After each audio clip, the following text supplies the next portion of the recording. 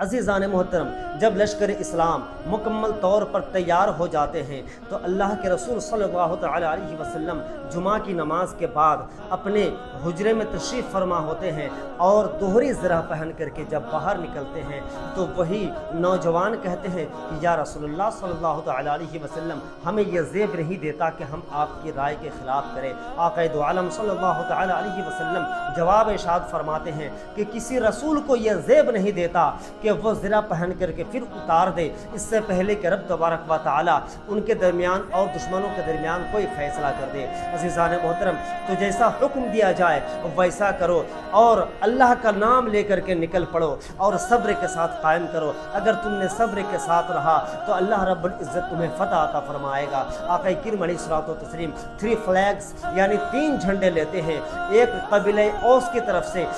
جسے حضرت اسید بن حضیر کے ہاتھ میں دیتے ہیں، اور دوسرا جھنڈا قبیلہ خزرج کی طرف سے جسے حضرت حباب بن منذر کے ہاتھ میں دیتے ہیں، اور تیسرا جھنڈا مہاجرین کی طرف سے حیدر کرار شیر خدا داماد مصطفیٰ حضرت علی کرم اللہ وجہہ الکریم کے ہاتھ میں جھنڈا دیتے ہیں۔ عزیزان محترم، اور اس طریقے سے آقا کریم علیہ الصلوۃ والتسلیم 1000 کی جمعیت کے ساتھ، جس میں 100 لوگ دوہری زرہ میں تھے، آپ مدینے کی سرزمین سے کوچ فرماتے ہیں۔ عزیزان محترم، راستے میں ایک جگہ ثنیۃ الوداع پڑتی ہے، اس جگہ پر جب پہنچتے ہیں تو ایک لشکر پر آپ کی نظر پڑتی ہے۔ جب پوچھا گیا تو صحابہ کرام نے عرض کیا یا رسول اللہ صلی اللہ تعالی علیہ وسلم یہ یہودیوں میں سے ہے، یہ ابن ابی کے حلیف ہیں جو آپ کی امداد کے لیے آتے ہیں۔ آقا کریم علیہ الصلوۃ والتسلیم نے ارشاد فرمایا کہ انہیں واپس کر دو، ہم مشرکین کے مقابلے میں مشرکوں سے امداد نہیں لیتے ہیں۔ عزیزان محترم، پھر وہاں سے کچھ کرتے ہیں، پھر راستے میں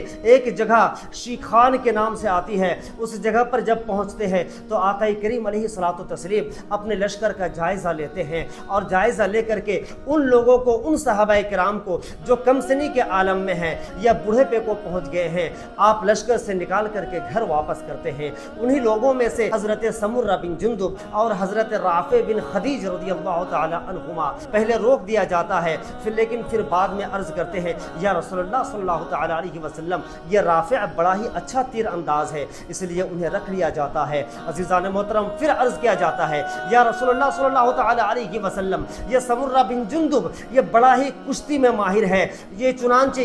یہ رافع بن خدیج کو کشتی میں پچھاڑ دیتے ہیں۔ عزیزان محترم، رسول کریم صلی اللہ تعالی علیہ وسلم نے ان دونوں کے درمیان کمپٹیشن کروایا، تو کمپٹیشن میں یہ ہوا کہ حضرت سمرہ بن جندب رضی اللہ تعالی عنہ حضرت رافع بن خدیج کو کشتی میں پلٹ دیتے ہیں، پچھاڑ دیتے ہیں۔ رسول کریم صلی اللہ تعالی علیہ وسلم نے دونوں کو لشکر میں شامل کر لیتے ہیں۔ عزیزان محترم، پھر وہیں پر رات گزارتے ہیں۔